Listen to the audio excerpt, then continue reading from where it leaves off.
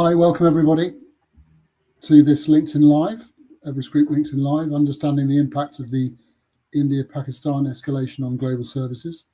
I'd like to introduce myself. I'm Julian Herbert, Vice President at Everest Group, based in London, and I'm joined by my colleagues, Prashray Kalla, who's in New York, where he is based, Amy Fong, who is based in California, and my colleague Rohit Agarwal, who is normally in London but is in Portugal today, joining us from Portugal today. Do please tell us where you are joining from. That would be a nice thing to know. Put something in the comments to say where you're joining from today. The objective of today, of the next 45 minutes, hour or so, is to discuss what happened to global services and the lessons learned. And I'm going to spend just 5 minutes recapping. I'm not going to recap massively on why it happened or the specific events, but I think it's useful as an anchor point to understand where it all began. And with the benefit of the 5,000 kilometres between London and Kashmir, it made the conflict seem very distant, and it makes the 9 days since the de-escalation started seem like a long time ago. So I have that benefit, others I appreciate did not. Probably worth restating at the outset that what became a very potentially serious armed conflict started with the terrible incident, the terrorist attack on a group of tourists in Pahalgam, deep inside India-administered Kashmir, that resulted in the deaths of 26 innocent people, innocent men, on the 22nd of April, and there were 17 people injured who are still suffering from those injuries. So that triggered initially a war of words. Lindsay, if you'd like to bring up that first slide, please.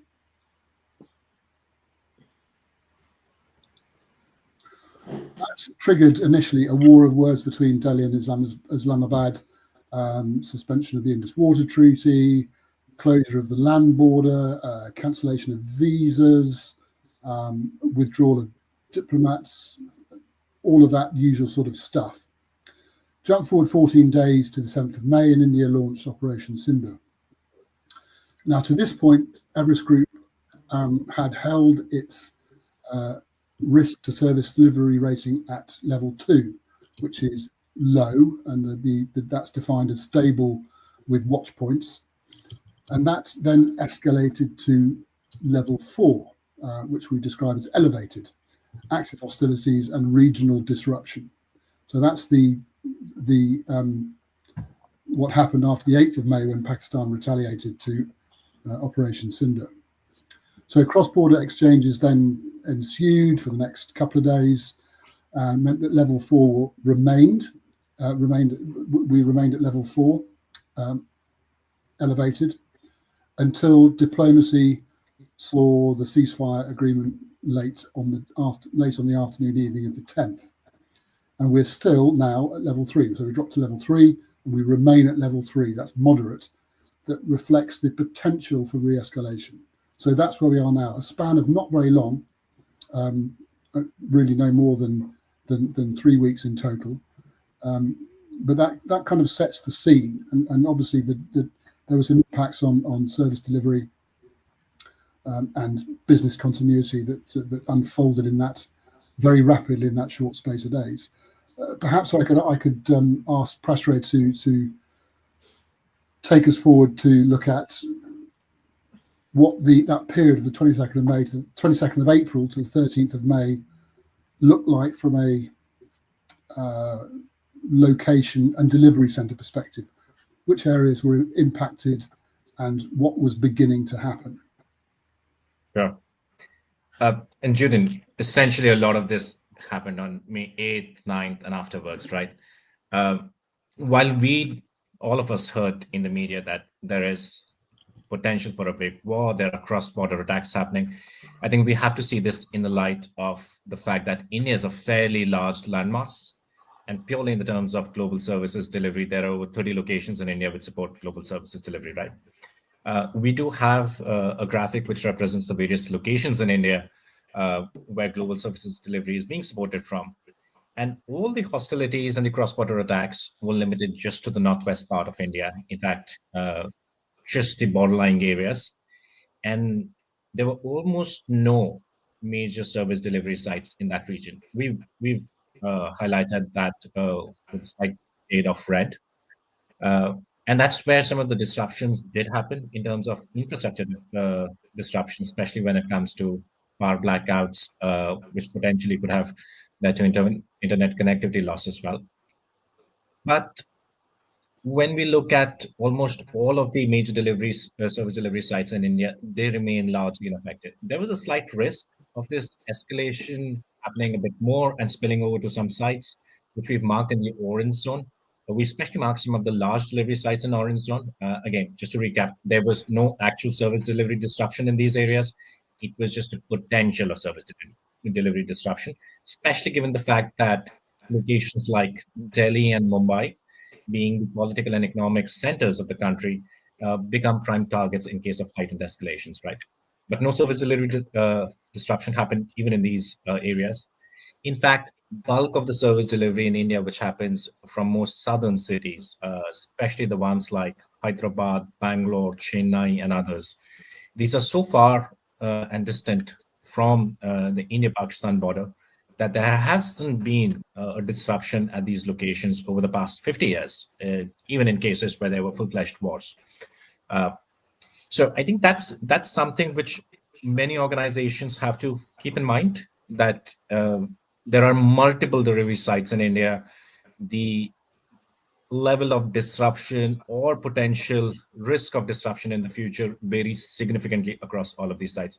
We do have a phase-wise uh, map of where and to what extent disruptions happen. I know my colleague Rohit was in touch with several clients and was closely monitoring that. So maybe this is a question which I'll ask Rohit, right? What was the timeline of actual delivery disruption? And was there any actual delivery disruption which we saw during those days? Thanks, Prashay. I think that's a very important question. So, if we divide this entire phase, and Julian, thanks for a reminder of the entire timeline. A lot of activity happened in that short period of time. But if we look at it in terms of three parts, one, then when the escalation, actually happened between May 7th and 9th, and we have a slide to kind of look at these three phases. If we could flip to that. So we have the first phase of May 7th to 9th after India launched attack at some of the terror, camps in on the other side of the border towards Pakistan. There was military response, and then there was kinetic engagement, which, and then Prashay, I loved your map on the previous slide. The red zone mostly, not even the amber zone next to it where Delhi and Mumbai are there, but the red zone, the area very close to the border across the western region of India, from J&K to Punjab to Rajasthan and a little bit of Gujarat. So those were the regions where we saw basically localized blackouts taken, curfews, etc., largely as precaution in most parts of India, or of that zone, but particularly in J&K, Kashmir region, where that is very close to the border, there was more direct impact of the exchanges between the two armies and air forces. Uh, as a precaution, many companies triggered their BCPs to safeguard human life was one of the important priorities. So remote work was widely enabled. Now, two things to keep in mind that I heard from all of my clients pressure during this time. One, hardly anyone had actually prepared for a scenario of a full-fledged war. So even Everest Group, as you mentioned, had increased our risk rating from level 2 to level 4, which is pretty high on a scale of 5 to disruptive, because the concentration of delivery centers in the northern part of India, closer to Delhi, Chandigarh area, there was a possibility of sustained or major disruption. However, the disruption was not caused directly because any center could not operate, but because as precaution, there were blackouts, curfews, transportation was kind of, reduced. So some of that could have impacted, but we did not really hear any major impact. Companies quickly moved some of the work to other sites in India or other parts, or other centers. There was also a lot of communication between companies, employees, global stakeholders, etc. As this moved on, and the de-escalation was announced around May 10th. However, there was some activity post the formal announcement of de-escalation as well, which created a little bit of anxiety that this may continue over the next couple of days. Now that thankfully did not turn out to be a sustained disruption as well. And over 11th and 12th of May, situation remained fairly calm. During this, we saw gradually normalcy return, even in terms of transportation, more sustained electricity, and all of that. And companies were completely able to work. That said, companies were continuing to do their tabletop drills and all that, given the history that these two countries have.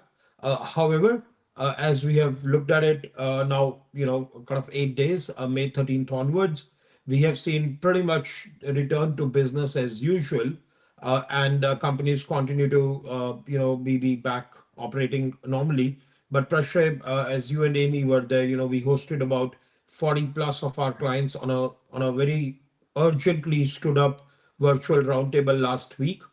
A lot of clients spoke about three parts, and then we'll uncover some of this as we go on. But Amy, I remember a lot of your stakeholders talking about that they realized most of their vendors or most of the headcount of their vendors is concentrated in India, and there is not much BCP beyond India there. Second, pressure, a lot of my GBS clients, they were concerned that they have not planned for this war scenario. Or third, most of the BCP, the primary BCP, is work from home, and a lot of companies made that pivot during COVID and sustained. But nobody had really prepared for the scenario if internet goes out, if communication is cut off. So looking forward, that is where a lot of thinking is, but we'll get to that. Uh, I'll probably ask you, Prashay, Amy, did you hear different instances of disruption, or is this pretty aligned with what you were hearing? Yeah, I think from the so I'm mainly working with sourcing, category management, VMO teams that are managing providers over there, which is a little different from the view you have, Rohit, where you're working with teams that have a center in region, right? So we're kind of third party. A lot of our clients did start asking their suppliers, which is the right thing to do, right? Every company has a BCP plan. And if your supplier hasn't already shared their BCP plan, their business continuity plan with you, you should be asking for that today. And it should cover all kinds of scenarios, right? In many cases, though, you still, when something happens, a crisis starts, you still need to reach out and say, what are you going to do in this specific scenario? Because plans are great, but they're all hypothetical, right? Only about a third of the companies that we asked last week in our smaller roundtable had actually reached out to suppliers and checked on that. And I think that's good that they're doing that. Sometimes that reveals that there are things that you haven't seen. Another thing to keep in mind, though, is that every supplier is planning within their four walls. They're not looking at the big picture of the supply base, right? So when we look at something like locations, like Prasray can talk more about, location strategy, and are all of your centers or all of your suppliers in the same country? Are they all in the same city? How localized are they, and how diversified is the footprint? There's other factors as well that need to be considered. In this case, because it was geopolitical, it was a little bit locations, but if you were thinking about other factors, like what does their second tier supply base look like, that could drive other commonality or other risks where you have commonalities across suppliers that you need to understand as the buyer. So that's just an important lens that when we talk to companies, we talk about supplier risk, supply base risk, and then an even broader, third party corporate risk. That's often done by different teams across the enterprise. Prasray, any observations from your standpoint of the reactions last week? Oh, sure. I think first was a reaction of surprise. Then there came realization that yes, there's so much concentration, right? And I know all of us have been talking about concentration, but just the realization that both across the in-house centers, the GBS, GCC centers, as well as the vendor centers, the outsourcing footprint, it keeps adding on, right? So there was that realization and that sudden realization, what if this escalates far farther? I think all of that combined at once. But thankfully, I think it generally takes a couple of days for organizations to just turn their act around, react to it. But in those 2 or 3 days, there was already de-escalation started happening, right? So, thankfully, we saw a de-escalation, and that was quick enough before companies had to take any drastic measures. All in all, I don't think, and we've talked about this, there was no disruption. Nobody really had to move their headcount. Some of the suppliers, especially in those areas which were in the amber zone adjacent to the borders, right? So, these are cities like Chandigarh, for example. They opted to move to remote working for their workforce. And again, this is just about deconcentration from one side to folks which are spread across a larger area. Those were some real actionable steps which we saw. Now we do know that companies are thinking about what to do in the long term, but we'll discuss that further. Yeah, and I think even some of the precautionary things that people were doing can feel like they're disrupting your day-to-day plans, right? So I know some very large companies, some of the hyperscalers actually paused travel to India. That's, that's preventative, but it also kind of mixes things up, right? It's unexpected, and for a lot of people, it brings back to previous crises. It's only been 5 years since COVID and all travel stopped all at once, right? So are we going into that? So that time of uncertainty and not knowing what is going to happen, I think is, it spooks people. And it also, I talked to some CPOs the couple days after who said, yeah, our CEO is asking us what is our plan, and we realize we have holes, right? So there's lesson learned walking away from any kind of scare or risk, or just an escalated level of caution, is that it gives us a chance to reflect and think about what might come up in the future possibly, and which risks can we mitigate against. And Amy, yeah, go ahead, Rohit. Yeah. you reminded me of so even our teams, right? So one of our teams, and this is a European company, global leaders were in India, and we had a workshop planned. But early in the morning from Delhi airport, the team got a call that let's cancel this. And this is, by the way, after the ceasefire, even, because a couple of days nobody traveled, of course, as precaution. But after the ceasefire, that no, everybody has been called back immediately. Even now, as soon as the airspace, was declared safe after de-escalation. So those things happened, and but I think the major, and then Prashant, like I said, we'll talk about it more as we move forward.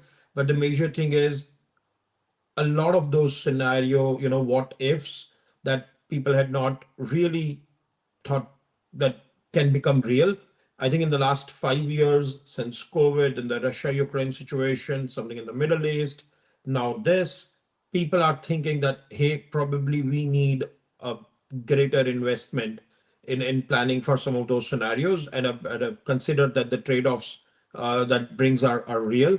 I would love to actually know if people who are listening in, if some of this aligns with what they went through, if they saw more disruption, less disruption, they took some measures that we haven't spoken about yet. We would love to hear about that. So do post in comments, or if you have any questions for us. I can see a lot of people are listening in, so it'll be good to hear from you as well. So perhaps frame the question in a different way. I mean, I think from what you've all been saying, there was no force majeure relocation of headcount. I mean, it happened where it did happen. It happened in a fairly low-level way, and in response to precaution rather than something that was absolutely out and out determined by circumstance. So, is there then, is there that sense that people were falling back on well-prepared BCP, business continuity plans, or was it what can we do about this, and yeah, I suppose out of abundance of caution, we better send people to work from home for a few days. What was the feeling, as it were? Yeah. So if I may share a quick one, and then Amy, pressure to support is reflecting from a lot of GBS clients, right? And that's one stakeholder group.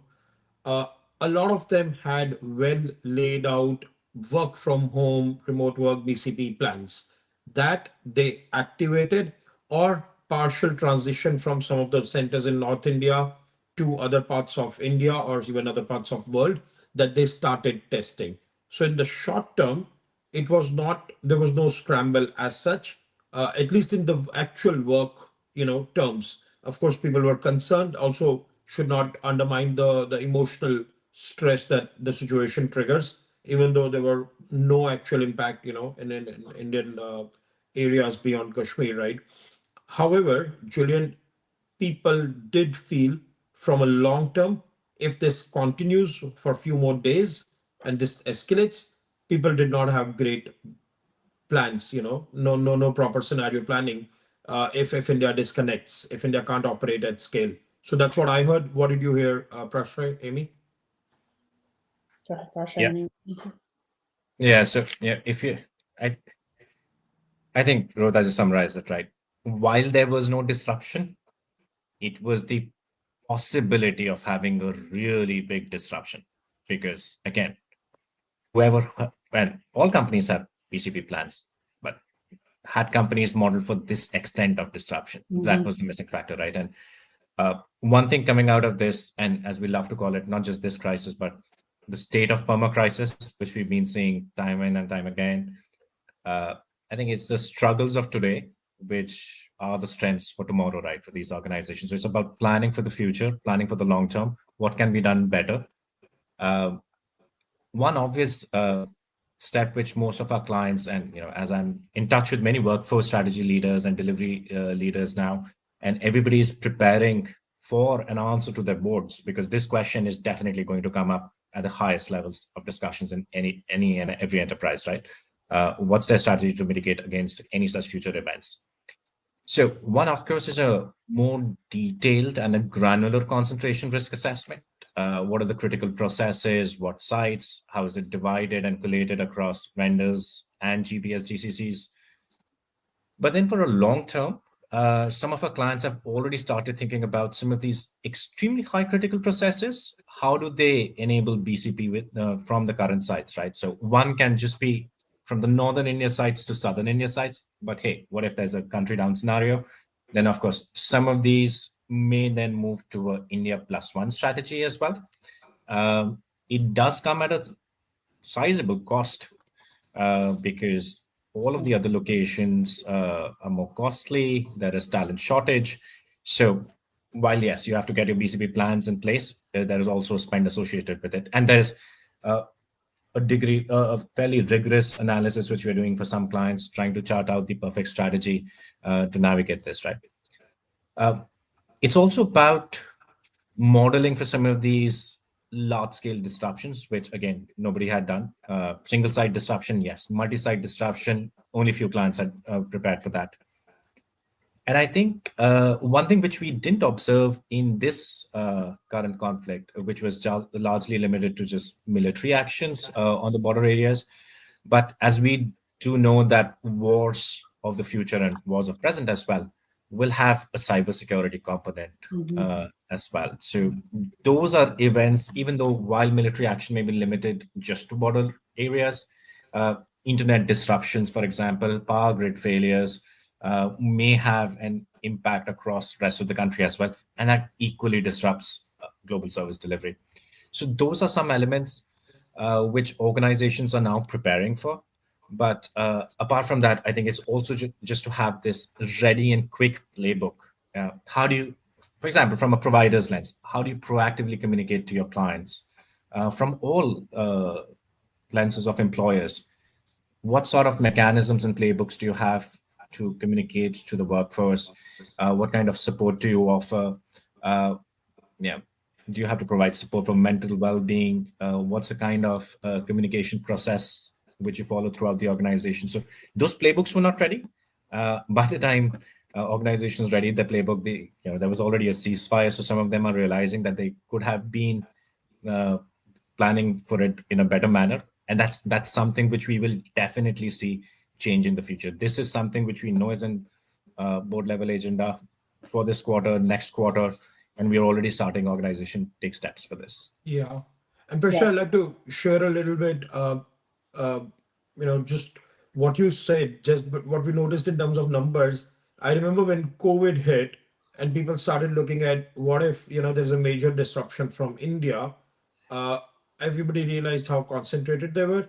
Just to put this in data, about 40% of the total global services workforce from all the nearshore offshore markets is concentrated in India. Of course, a little bit of variation depending on type of work, which country serviced, etc. In the last 5 years, we have tracked more than 1,500 new setups globally, captive setups or GCC setups by global companies, and more than 40% of them have continued to be in India. So despite a very large base, the growth continues to be there. And there are two sets of problems here. So one are the companies, and again, Amy, I'll request you come in after this and share a little bit about from the outsourcing landscape, a large footprint there as well, probably larger actually. But from a captive landscape, right? One large set of companies that have significant concentration of workforce in the global delivery model. And because they need to operate and scale, India is primary or core element of their delivery strategy, and there is no replacement at that scale. And second, we have seen the mid-sized companies, smaller companies set up rapidly in the last few years, and most of them do not have a multi-center strategy, few, even one, and then one or two center, and hence India becomes a very inevitable choice as well. In fact, we published a series of blogs on this. So we'll share a couple of them in the chat here, anybody who wants to read on. And then we're kind of reinforcing some of the points that Prasha, you mentioned as well. But Amy, a lot of what I said, repeated, was also about internal model. Yeah. If you're sourcing a lot of services and your vendors are concentrated in India, then what do you see? What is your input for that? Yeah, I mean, it's a huge source of support for all of the major, any global 2000 companies. There are very few that aren't doing some level of offshoring and outsourcing at this point. It's just become a lever in business today. I think we shared some of the numbers. I think we said 4.5 million FTEs. 40% of total offshore nearshore workforce is in India. A big portion of that is in GCCs or global capability centers, but a bigger portion of that is outsourced, right? So if pretty much any company doing ITO or IT outsourcing or BPO is going to have some concentration there. When I think about it, though, I mean, we're talking about one country, and really all of what we're talking about in India can happen anywhere, right? And that's the part that if you're a leader of a Fortune 50 company, you need to be thinking about. It's not just geopolitical. It's not just one, one country. Concentration everywhere is an issue. Backup plans are an issue. We talked about the work from home, and what some people told us, during COVID, there's a lot of talk of, there's very, obviously we work with a lot of regulated industries, banking, financial services, insurance. For good reason, those companies have really strict requirements on their providers on where people can work, how they can access systems, right? We all, as their customers, their end customers, want those restrictions. Well, there was a lot of waivers during COVID to allow work from home that was provided to those vendors. Those have since ended, right? So they don't have the flexibility of just moving people out to an external site or working from home or switching them around. They just don't have the IT is not built that way anymore, right? Your laptop may not even be a laptop. It may still be a desktop, and it may not have a remote, way to dial into the VPN. That's an issue everywhere. So is a power outage or cybersecurity threat. I think about, I'm in the San Francisco Bay Area.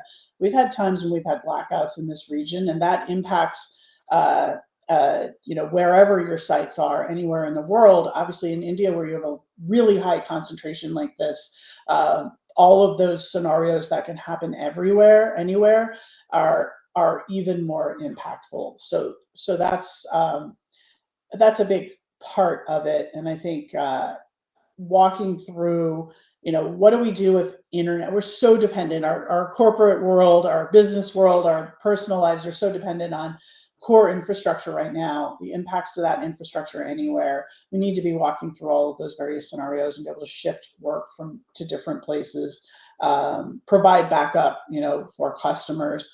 I think one of the challenges in supply management, this is not new, not since COVID, but we've always said you can't manage yourself to 0% risk. Like, you can't mitigate 100% of the risks in your supply chain, regardless of what kind of company, if you're talking about the physical supply chain, manufacturing, product, whatever, or services. So one of the hard decisions that people are faced with now is, how deep do we try to mitigate, right?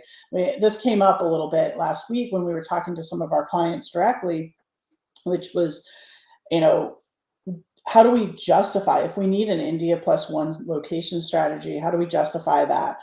Maybe we can justify it for revenue generating activities. Maybe we can justify it if we're, touching the customer support. But when we get further back into the back office activities, like, we really have to figure out how much of this can we mitigate and what are we willing to invest in it.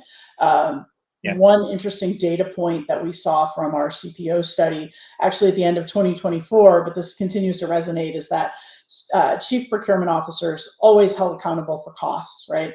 Now they are also accountable for risk at equal levels. So they've kind of elevated to the point that those are the two priorities of the function. There's not just one. And it's a really difficult decision structure to decide, how do you balance both costs and risk at the same time. They're not negative, they're not opposites at all. There's a lot of synergies between the two, but you have to optimize for two things and not just one at this point.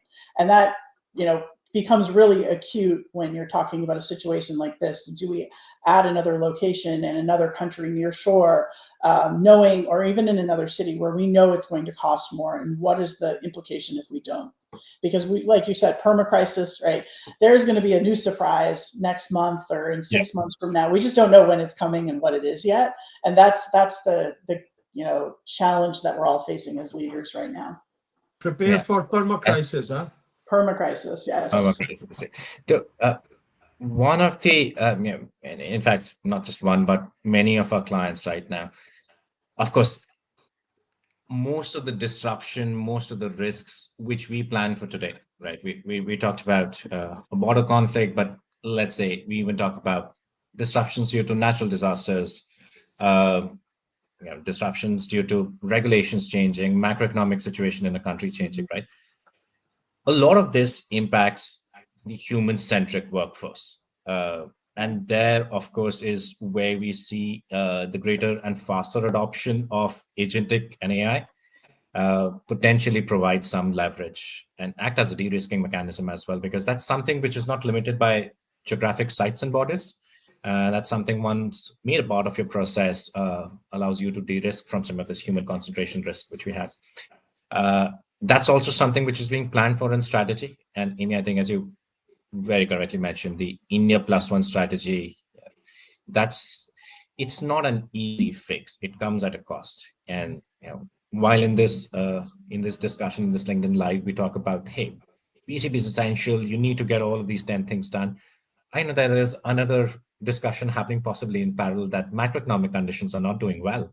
There's stagnation. Tariffs are creating further issues. There's not much money to spend. So how do business leaders balance out all of these factors, still get some relevant investments, plan for this in a way which is integrated across their technology evolution as well? So there are lots of moving parts to this. But I think, but just keeping it focused on today, I think risks just became a very important part of that discussion again.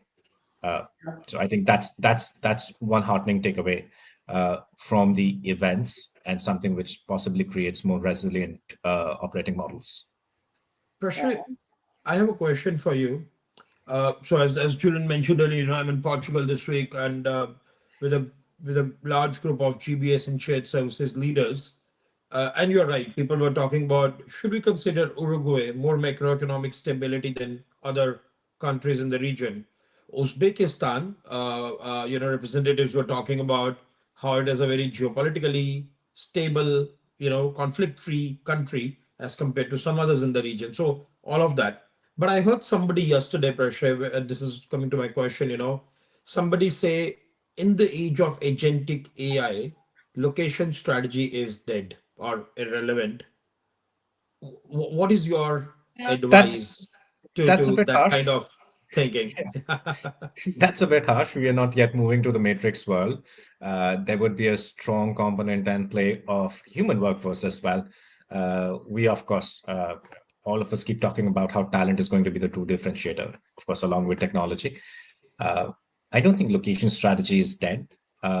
Yes, some of these concentration risk limitations and the inability to quickly transition work across borders, some of that to a certain extent can be solved through agentic and AI. But for the foreseeable future, I think we can continue seeing a big dependency on skilled talent. Yep, thanks for that. Let me ask, sort of swing the discussion a little bit away and ask about how we rated risk and how that reflects a perception of what was really going on. So if you think of a risk rating, our risk rating weighs likelihood of an event happening against the scale of impact. If you look at the reaction of something like the Indian stock market, the Sensex, which fell 2% or something on the day that Sindoor was unleashed on the 7th of May. Compare that to COVID and the day that the world went into lockdown, sort of mid-late March 2020, the Sensex fell 30%. So with COVID, you had a black swan event with a likely massive impact. The Sensex fall on the 7th of May suggests to me that actually a large chunk of those investing in India thought this was an entirely likely scenario. The scale of impact is potentially large, but it was a very foreseeable, somehow expected situation. And that then perhaps leads to the possibility of complacency in BCP. The enemy of preparedness is complacency. And I wonder whether that 2% fall perhaps hints, I'm not saying in global services, but in the economy as a whole, as to whether there might have been some, there is a, here we go again, that sort of feeling. Anyone care to take me up on that? Yeah, and I'd agree with that. Initial reaction was, hey, this is just another escalation, right? Mm-hmm. But if you've seen the series of escalations, the last major escalation between India and Pakistan happened over 25 years ago, which was an almost full-fledged war. Even in that war, that's referred to as the Kargil War, there was no direct military action, let's say, on sites in, let's say, Delhi, right, which is not that far from the border as well, within striking range. But it's been fairly limited. These being two large economies, while they have their own disputes, there are large economies to run, and there's always that feeling that not to let it spill over into a very large-scale conflict. I think that's where most people were coming from. That's why we didn't see companies really implement their workforce movement or work movement across borders, right? I think people also knew that let it play out for a few days. There's no disruption happening. Remote working right now is fixing everything. So yeah, there was a bit of that. But then again, we keep discussing, it's that what if scenario. And that scenario is, calls for a drastic measures to be taken to be prepared for that. So that's all what we are discussing. It's just about creating a strategy. We're not seeing clients move work in large volumes, small volumes from India. We're just seeing clients being prepared for this. Maybe take some small measures, Maybe there are some extremely high critical work processes where you can't have disruption more than 12 hours, maybe for those select areas. And that's why, again, when we come back to the point on modeling out the cost impact for this, yes, if it's just less than 1% of your processes which fall under these categories, maybe yes, you can consider an alternative or an India plus one strategy. And there are many other locations which have the talent to support that. Locations like Philippines or Poland or Mexico, these being the next three largest geographies for global services delivery, still offer a reasonable cost arbitrage to source countries in North America or Europe. So I'd say there is some degree of action which can be done, but a whole lot of planning which needs to be done to prepare for other events. Though it's not an easy problem to solve for either, pressure, right? Because you mentioned earlier about there will be a high cost to create that parallel infrastructure. And for sure, this is not an exit India strategy. And Amy, you said this can happen anywhere. But if I also look back, as people were, after COVID, there was a little bit of stay near shore versus go more offshore. A brief period where a little bit of that sentiment was there. And then with the Russia-Ukraine situation, there was a little bit of moving west from the Russia border, which kind of very quickly created double digit, and then not just lower double digit, but moving upward from there, inflation in the Polish markets, even as companies went beyond Warsaw, Krakow, Bucharest, and Prague of the world into tier 2, tier 3 cities, even there, the attrition started to get into 20s and 30s percents, right? And then that is a model the industry is not prepared for. So pressure, while of course Philippines offers a lot of potential, the market is still concentrated in Manila. You know this better than everybody else. Your work with the IBPAP over the last decade. But from my point of view, it's like while the world is open, it's not like a lot of locations offer a fair bit of runway, easy to move in, set up, scale, transition. So Yeah. that is where I think it goes back to your point that we're not asking anybody to rip out, the locations and change. But what is your plan? A combination of work from home, agentic, and uh, critical function portfolio level BCP and ability to transition. And then the trade-off, the cost trade-offs are real if you consider readiness. So what are you willing to bet on versus take some risks? So honestly, every other client has been talking about it. Whatever be the agenda of the meeting, spend a few minutes on this, and then there is no single answer to do A or do B. And then in the year when cost is number one priority in our key issues survey, I mean there is a budget freeze, hiring freeze for most companies. So how do you get more funding to be more risk averse? Yeah, I think that's a good point, and I'm gonna, we're in a perma crisis. We're in budget holds in the near term. Our data shows that too, right? I'm gonna throw another challenge in here, just another thing that people should be thinking about. All of what you've talked about is specific to global services and very important. When you think about your overall supply base, there's also supplier financial risk, which we don't spend as much time in global services because when you look at the top 25 or so providers, they've been pretty financially stable. But when I go back, I'm old enough to remember the 2000 crisis when a ton of tech companies went out of business, right? I'll remember the dot-com bust. Well, you don't all remember it, but I'm in the Bay Area. That's when I moved out here. And there were companies left and right that might have been your supplier providing some unique tech, and they didn't make it through that. Then there was in 2008 during the financial crisis, supplier failure and supplier financial risk was really a predominant issue for a lot of companies for a lot of different reasons. We're entering a cycle. We're talking about permacrisis. We're talking about a lot of macroeconomic things, and we're also talking about huge tech shifts that could change the way, it changes the winners and the losers in various industries, right? So if you're relying on certain tech suppliers if you're relying on, hopefully all the big providers are integrating AI smartly and in safe ways that aren't gonna cause financial distress. But we just don't know where some of the market is going to play out in the next few years as we shift to, we're talking about systems of action and everything.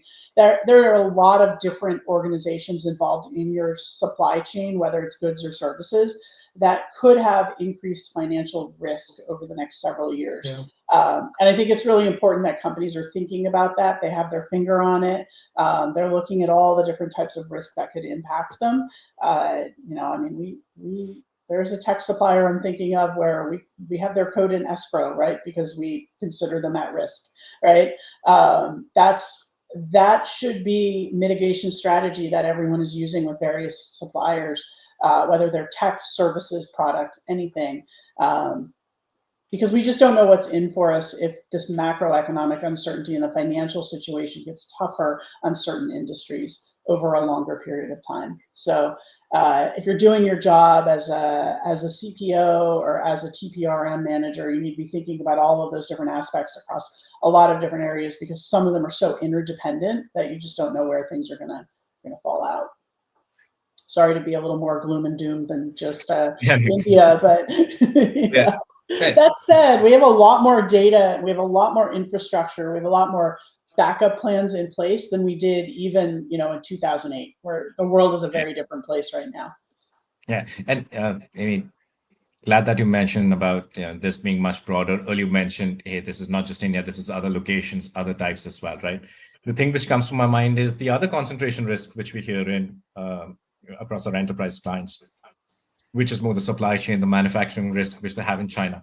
Yeah. And that's been a problem on the table for a long period of time as well. We haven't seen the needle move quite a lot. But yes, we started seeing Apple saying, oh, we'll open one more facility for manufacturing, let's say somewhere else outside China, right? So we started seeing those steps, but it takes time. And so will be the case with workforce as well. Exactly. It's about being programmatic and planning that out so that eventually you reach a stage of lower risk and having that strategy where you've got well planned out responses. But to suddenly expect that 3 months from now you'll have a risk-free strategy from concentration risk, that's simply not possible, right? So I think let's be realistic, but plan ahead too. Yeah. I mean, it's hard to not bring tariffs into it, right? And the tariff threat in the U.S. is what's driving a lot of that change. But we all know those are long-term changes, right? I worked in the supply chain in China for electronics for a while, and it'll take years to rebuild that. The problem with risk is you don't have that lead time. It pops up when you least expect it, right? So to at least be thinking of what is the long-term path to de-risk all of these and monitoring. And, we talk a lot in risk management about trigger-based assessments, right? Yes, you're assessing your suppliers when you're onboarding them. As you work with them, maybe on a regular basis, but you also have to be watching for the triggers that are early signs of something going wrong in different parts of the ecosystem, whether it's geopolitical, something, weather, and financial, whatever. There are signs. There are always signs in advance. Absolutely. And I mean, again, not so long ago, there was a major learning coming out of COVID, for example, but we tend to forget, right? 5 years is too long. A lot has happened since then. But when the world stopped and lockdowns happened, everybody who was in a mature stage of their digital transformation, e-commerce movement, etc., found it relatively easier to adapt versus those who were not prepared, who were laggards. Similarly, I think this has triggered that thought process. But as we discussed, we have a human capital problem. People are talking about lack of good talent in many markets. So it's not like you can just reshore. And then there's a lack of funding, cost, budget issues are a big problem. So I think the strategies will need to be more realistic and gradually prepare for it versus more idealistic. Coming back to what you reminded us of, it's a state of perma crisis, but not being prepared is not an option. So my only other appeal will be, Amy, you shared some good data, but there's a lot more where that comes from. Prashant mentioned how his team has been supporting some of the clients relook at some of their BCP, even some companies who Prashant's team is supporting live set up their captive centers are kind of relooking, not that they are changing the strategy, but relooking that is there still the right path? Should we be more prepared? What is the gradual plan? So I think yeah, just thinking through that a bit more broadly is what is important, and it may not change the strategy in the near term. Let me steer things again for the last few minutes. If we're going to have people who have joined the call today walk away with a couple of things that they're going to stay with them, if one of those things is what should they be doing, what would that one thing be, and what else should they be mindful of in this whole situation? I'm going to start as we sort of go around. Let's start with Amy. Well, make me first, huh? So in terms of what to think about, I mean, I really think you've got to, first of all, be very exhaustive in identifying what your supplier and your supply-based risks are. What are some of the event-based, risks that are out there? And then you think about, how do we characterize a solution to that? How do we think about what are the potential ways we could address that, right? And building those potential mitigation plans, and then, a lot of people are able to identify risks, but they don't necessarily build the mitigation plan that's implementable. You may still have a plan and not have budget for it, but at least you've outlined that can happen and you have thought through it. So I think that people need to go back and think about all of the possibilities in a 2025 world of what could change, because some of their strategies are getting a little bit dusty right now, and the world is moving too fast to not address that. I would say, if there's a bonus, I would say make sure that you are utilizing technologies like Gen AI that help you access and aggregate and analyze information much faster than you could before. So, you should be looking at lots of different data sources and double checking it, human in the loop to validate it, obviously, but you should be able to aggregate and sense risks earlier in your system than you could, even 5 years ago. Great. So that's in the round, reevaluate, take another look at where you are and what risks pertain to where you are. I think that's a great start. Prashray. I think Amy's answer was comprehensive enough. And we're done for the day. Sorry. Yes, I think revising and refining BCP strategy. Again, we talked about this. Most of the companies were not prepared for large-scale events. That's the lens which you have to look at now. You have to look at some of these newer types of disruptions. Hey, nobody was prepared for the pandemic either. So the kind of disruptions are changing. Every time it causes a different relook. So it's about staying ahead of the game, preparing for these situations. The other thing which we found missing in most of the companies' strategy was, they didn't have the level of granularity. They knew about at overall team level, headcount level, but not by critical processes, right? So being granular in your assessment, because there might be certain choke points which might just disrupt the entire chain. So being more granular, at the same time, being more comprehensive, because for many companies, when they were looking at BCP, the GCC or the GBS and the vendor concentration risk collated, they were not even aware about those things, right? So again, that's also something which companies have to do. It's essentially about, hey, if you stay ready, you don't have to waste time getting ready each and every time. I know we talked a lot about India, Pakistan. That was a trigger for this LinkedIn Live as well. But we, as we mentioned earlier, this can happen in any other geography. So this is not a relook at India. This is a relook at your approach in other places. Hey, this might be about delivery sites in the US as well. Are you particularly concentrated in one particular city, right? So I think lots to think through. One last thing which I'll leave with is, but at the same time, weighing this against the costs and the disruptions which these movements might cause. So because you have to be realistic in your approach to mitigate risks as well. Great, thank you. So we've had reevaluate risk, take another look at BCP, and don't over-focus on India, Pakistan. I think that's good advice so far. Rohit, how about yourself? Anything to add? Yeah, so again, Prashant started by saying Amy gave a comprehensive answer, and then he ensured he covers everything. So I'll keep it short, but Prashant, you've triggered. So 20 when Russia Ukraine current escalation of crisis started, I had written a blog around that. Okay, this happened, but there are these 5 other crises to watch out for. India Pakistan was number 1 on that list. 3 years later, here we are. But I'll put it this way. So look at everything that Amy and Prashant said, but make sure you look at it cohesively, holistically. So, what are the skills you need, where you need them, internal, external, how's technology impacting, and so just look at your workforce strategy, look at your talent strategically more holistically, and also the risk exposure and the risk, the BCP plans more holistically. It's all interconnected. That's first. And second, again, I'll just repeat it at the end. Uh, keep preparing for perma crisis. If you're ready, you're not caught by surprise. So that's the only option. Excellent. And in my very simplistic way of looking at this, I'd say you can't afford to do nothing. So don't do nothing. Do something. I think that's been really good.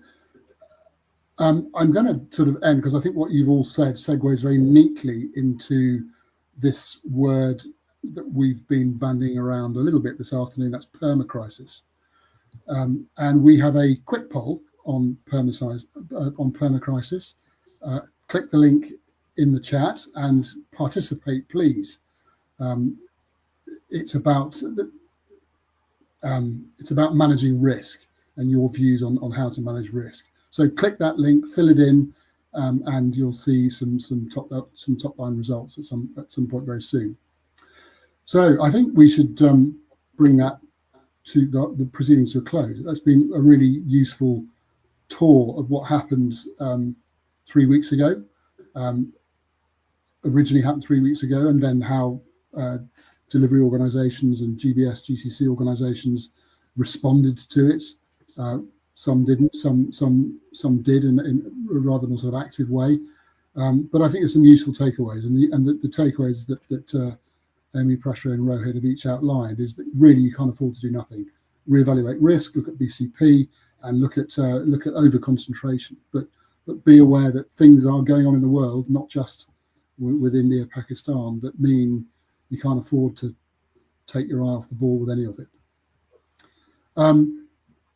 Last couple of things I want to bring up, and that there are Rohit and others have written some very useful and thought-provoking blogs on the topic, which I think the links are going to come up in the chat at the moment, any second now. There we go. So there's some great blog content there, authored by Rohit and others, which talk through some of the issues that we've been speaking about over the last hour. Please take a look at them, and we'd be really interested to hear your thoughts at some point if you feel minded to. So please take a look at those. With that, I want to thank Amy, Prashant, and Rohit for your contribution. Really, really interesting. Thank you, everybody, for joining. Really, really happy about that. And we'll see you again. Thank you, everyone. Julian. Thanks, everyone. Thanks, Amy, Prashant.